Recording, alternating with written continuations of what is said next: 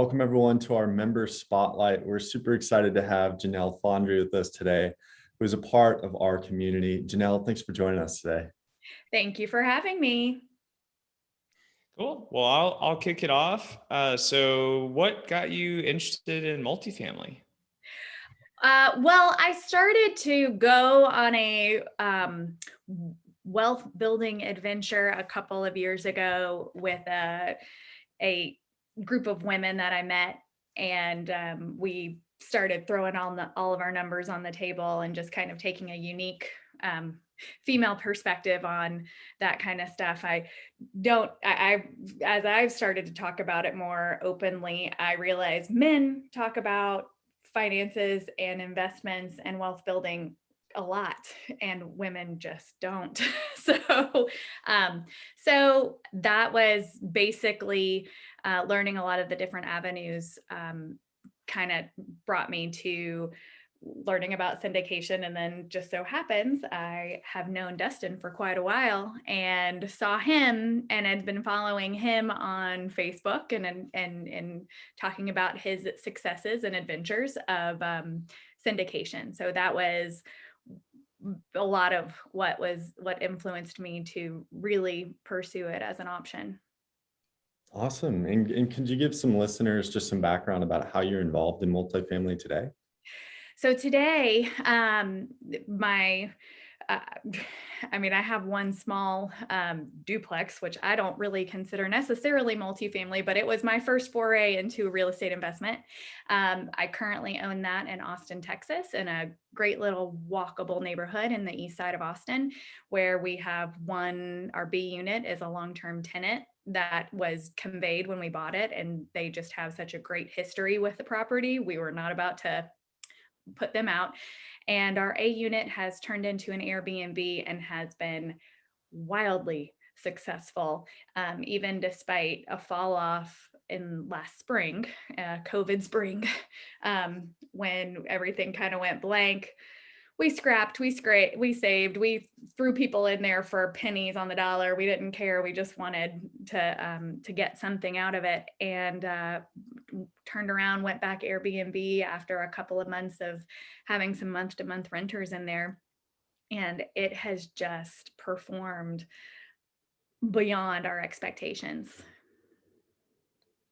Awesome. And I also have an investment as a passive investor with Momentum and our the Henry project down in the Houston area. Tomball, right? Just southeast of there, so not too far. Yeah, on the northeast side. Yeah. So what do you do for your day job? My day job, I am a custom home builder. So I work with folks that already have land, already have designs done with architects and structural engineers, and we will go out and build a new home, or we will renovate and remodel. That has been a really wonderful way to parlay into real estate investing. Yeah, for sure. And then what do you look for in a deal, whether for yourself, actively or passively? I try to drill down numbers. I try not to look at the big number at the top. That is a, listing price. I try to drill down the numbers and look for a way to get the maximum amount of cash flow. So the Airbnb route is what I've seen here in Austin specifically that really does generate cash flow. Rents are so low, real estate prices are so high, you cannot get there on a long-term renter on anything on the market in Austin these days. And it's been like that for years. So I have a little worksheet. I start throwing numbers in it when I find a deal, see how everything shakes out. And I just want to see some positive cash flow there at the end.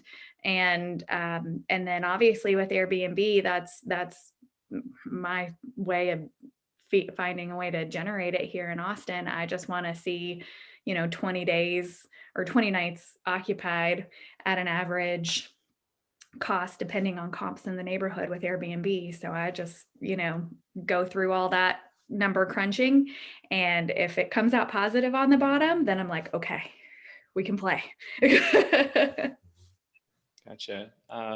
So that's really cool that you have the, I don't know if you're still involved with the women's wealth building group and all that, but that's super cool. I forgot you'd mentioned that in the past, but kind of what are your goals moving forward from here? Moving forward from here, my ideas from a syndication standpoint is to kind of let my money ride and see if I can generate some savings where I can diversify those investments and continue to grow on the syndication side in a passive level. The on an operational and general partner level, I mean, that is some exciting stuff. And it's definitely stuff I understand and have gotten a better understanding of in terms of my home building. So that's something I'd be interested to venture into after I learn a little bit more and feel like I can get a little bit more confident in my syndication journey. So that's something that I kind of in the back of my mind am always thinking about. But the other thing is just trying to take my 9 to 5 experience and my residential experience, even on that duplex front, and seeing if there are any options and opportunities here in Austin where it might make sense in a couple of years to tear down my duplex and build 2 units and condoize and see what that turns into. That's kind of, those are the options that I'm looking forward to in the near future. Awesome. And then if people want to reach out, maybe they have questions about Austin or how you got started, is there a good way they can connect with you?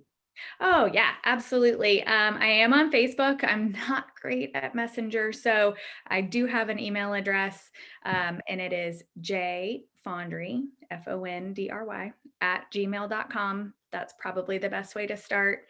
And but always reach out on Facebook. That is my social media of choice that I am marginally good at.